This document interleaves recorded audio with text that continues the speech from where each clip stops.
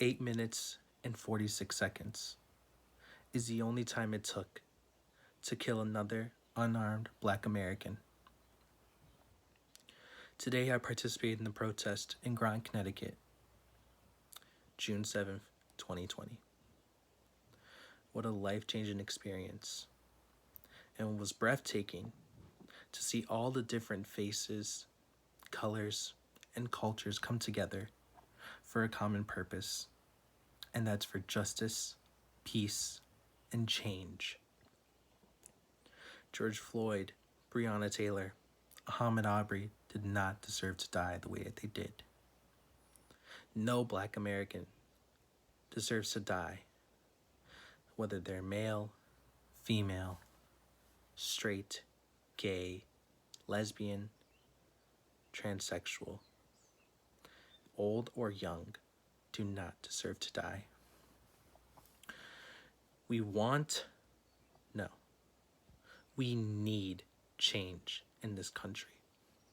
And I'll just say it. America's not become great. America, if anything, has become worse. We took the last election as a joke, and now look where we are. Yes, I know how much people out there think my vote does not count, or my voice is not heard. How will you know until you just keep trying and trying? The numbers will multiply eventually, but if you give up, that means 10 other people gave up right after you. Don't be the one to make 10 give up. Keep voting. Keep making your voice heard. Reach out to local representatives and do not stop until they hear your pleads.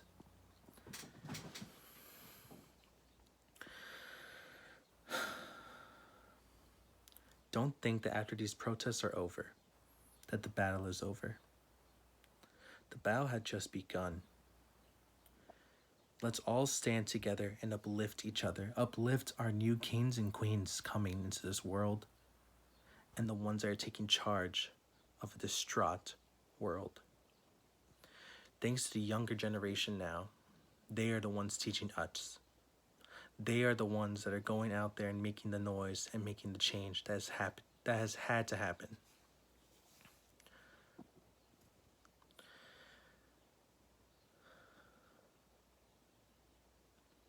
The way we make change today will be a stepping stone. We need to continue this kind of change. We need to continue this kind of noise for everybody out there to hear. I need everybody out there to do a favor and to reach out to someone you care about and let them know, I got you. Reach out to a black friend, black family member, someone who you know that is African American, and say, I got you.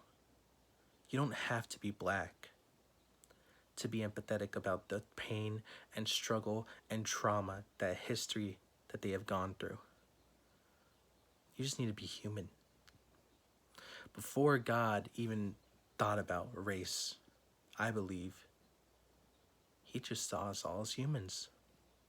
He said, this one's that human. This one's that human. We all were humans before anything.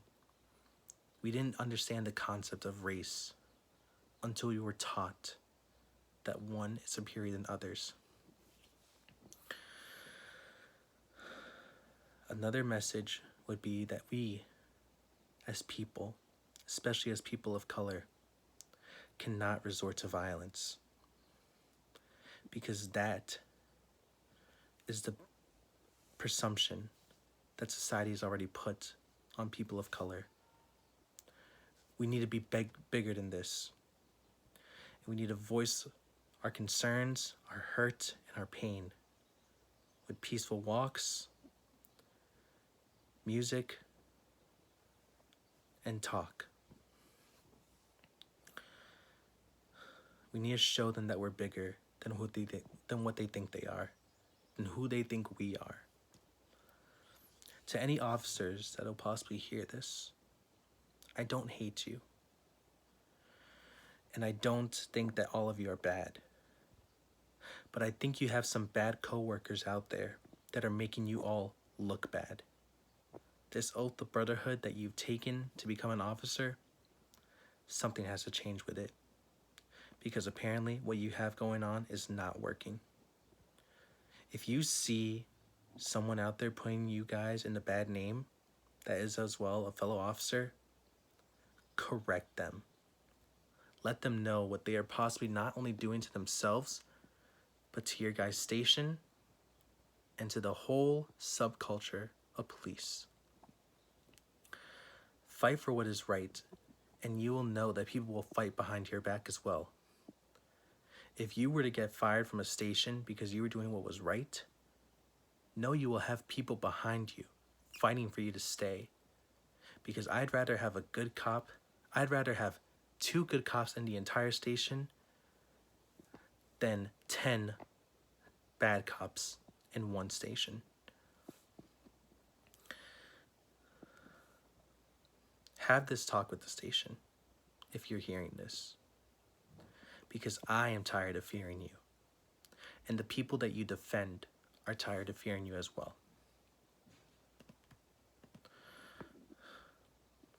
Another message I could say is that to the people that are tired of hearing about the negativity going on and hearing constantly about protests and how we need change, tell me this.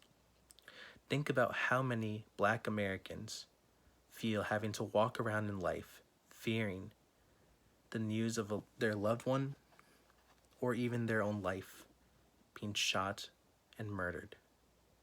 Think about how many Latinos out there are sick and tired of being told to speak American and to go back home. Think about how many Asian Americans are tired of hearing that they're the cause of COVID-19. Think about how many Middle Eastern folk are tired of being compared to a terrorist.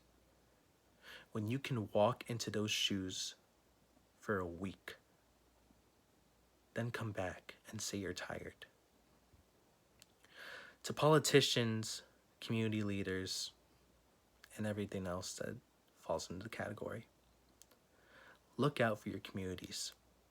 Stop putting money into policemen. They have enough, and everyone that they use is not being used well. If you want to put it into the police, then put it to change it. Put it to add more trainings, to add extensive long time. Put it into them having more opportunity to get out in their community and understand what community they are protecting. And if politicians are so tired of being representative of the ghetto community, then get out there and change it. Implement more into your community. Put more effort into it. Because what you're putting out is what they're giving back. Nothing. And if this upsets anybody in any way, I'm sorry. But I am tired of fighting for something that is simple. This nation needs to change. Because one day, you'll be the one to realize all it took was 8 minutes and 46 seconds. How many more murders we have to see until we get the bigger picture?